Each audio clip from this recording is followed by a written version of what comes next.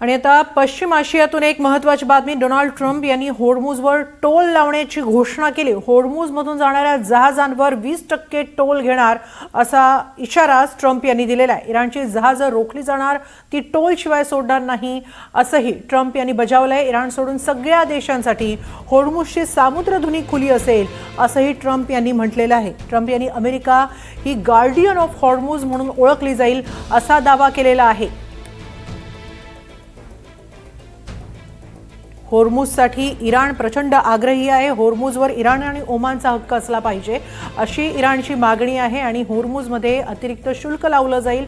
होर्मुझ हे कायम इराण आणि ओमानच्या नियंत्रणाखाली असेल असं इराणचं म्हणणं आहे। मात्र आता यालाच काउंटर करण्यासाठी ट्रम्प यांनी नवी घोषणा केली आहे, ते म्हणजे अमेरिका यापुढे गार्डियन ऑफ होर्मुझ असेल आणि होर्मुझमधून जाणाऱ्या जहाजांवर 20% टोल लावणार असं अजब फरमानच ट्रम्प यांनी काढलेलं आहे। इराणची जहाजं रोखली जाणार आहेत। इराण सोडून सगळ्या देशांसाठी होर्मुझची सामुद्रधुनी खुली असेल अशी घोषणाच ट्रम्प यांनी केलेली आहे।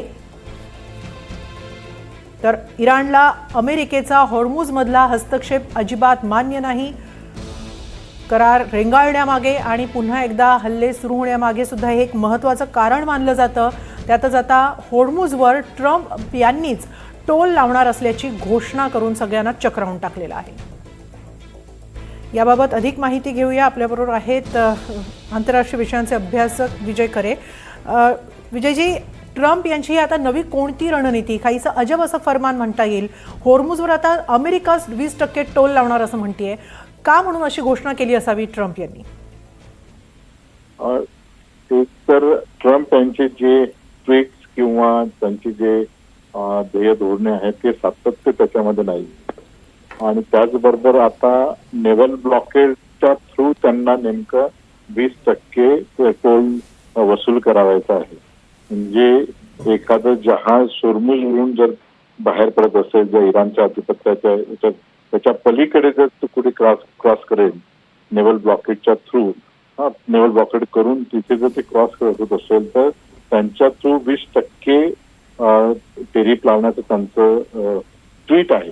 अधिकृत धोरण अजून त्यांनी जाहीर केलं नसल्या कारणाने नेमकी त्यांची स्ट्रॅटेजी काय आहे किंवा ते कशा पद्धतीने पुढे जाणार आहे। परंतु एक निश्चित आहे की पुढील कालखंडामध्ये इराण आणि अमेरिका यांच्यातील जी सीज फायरद्वारे आपल्याला असं वाटत होतं जागतिक पटलावर की शांतता प्रस्थापित होईल, तर ती शांतता प्रस्थापित होण्याचे कुठलेही चिन्ह आता दिसत नाही आणि एकमेकांच्या विरोधात अशा पद्धतीचं जे नो वॉर नो पीस ज्याला म्हणतो तशा पद्धतीची स्थिती आता त्या ठिकाणी झालेली असल्या कारणाने अशी नवीन नवीन जे ध्येय धोरणे जे आहेत ते ट्रम्पद्वारे जाहीर केले जातील आणि त्याचा निश्चितच परिणाम जो आहे तो जागतिक अर्थव्यवस्थेसह भारताच्या अर्थव्यवस्थेत निश्चितच होणार आहे। धन्यवाद विजयजी, NDTV मराठी बरोबर ही सविस्तर चर्चा केल्याबद्दल।